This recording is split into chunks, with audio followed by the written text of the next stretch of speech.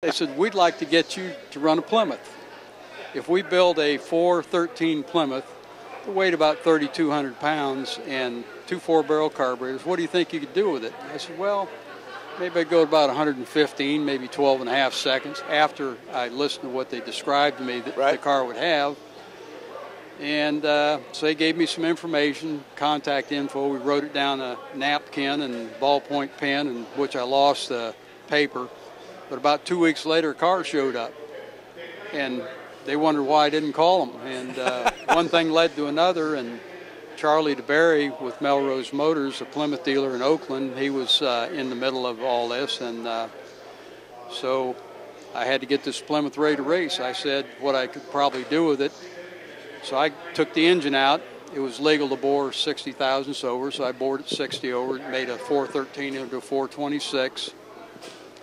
And I got the car ready, and there was a big race at Vacaville Drag Strip within about 2 weeks, and I got the car ready for it. I took all the extra weight out, scraped under seal, dumb out. I mean, I did everything to get the car as light as I could get it. And the car already had light, thin windows in it and other things. It was a special built car. But the first race had all the people that were good in the sport of racing these super stock cars were there.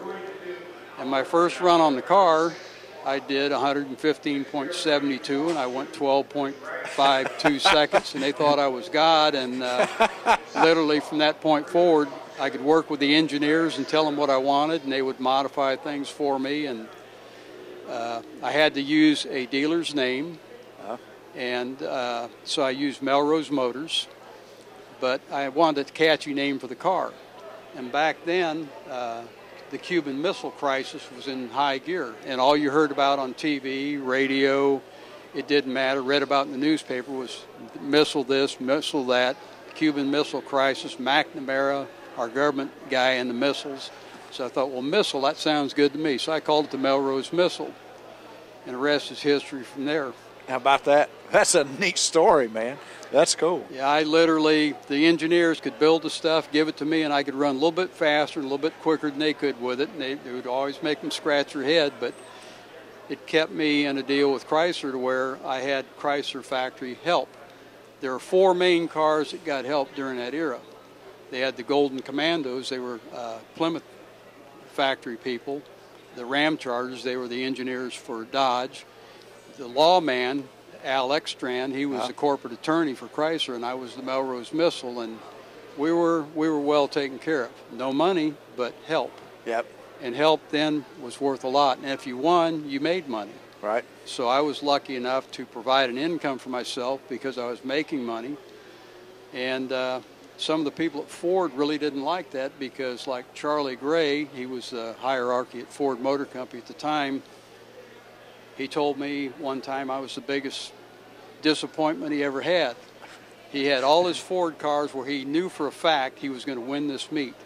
Well, I was there with the Melrose Missile, and he didn't win because I beat all their Ford cars. So he said because of that event, he wanted me to come across and go to work for Ford, work for the Ford team.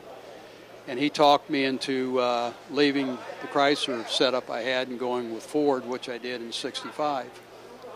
And I got a lot of help from Ford, and I did a lot. I just can't believe how well things went for me in racing. I mean, I literally enjoyed being at the top of the heap instead of any place else. That's awesome. That's awesome.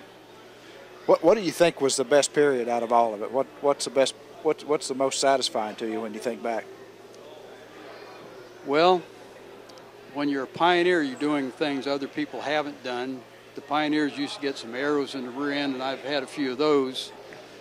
But it's doing these things that actually make you rise to the top. And I can't really say anything that was really the best. When I was with Chrysler, I was very excited, very happy. I couldn't have been more pleased with the results of what was happening. And when I went with Ford, the same things happened there. I actually was able to figure out how to get better performance than anybody else was at the time. And I'll say one thing about Chevys in the very early part. One of my early races with the Plymouth I'd gotten, my truck wasn't ready yet. We're building a truck to haul the car on. And so I had to go to a race at Puyallup Dragway in Washington, and I towed the Plymouth to Puyallup with my 62 Chevy 409.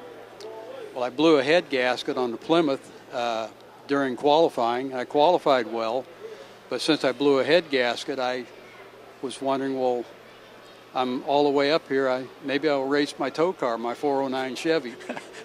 And Ed Terry, he was with me. He worked for Ford at the time, and he talked me into racing the tow car. And we won the race with my 62 Chevy 409. Chrysler didn't like it, but it put money in my pocket. That's a die-hard racer right there. I mean, that's getting it done. When you ask what's the most exciting part, just almost every race was so exciting. It's my life was very exciting for all my career of drag racing. Yeah. It just every day was a good day. Once in a while there's a bad day, but yeah. Basically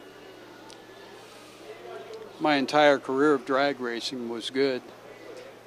Tommy Grove, you heard it right here, man. That was great, Tommy. Thanks so much for sharing it with us. Thank you. Great having you. Look forward to seeing you at the next one.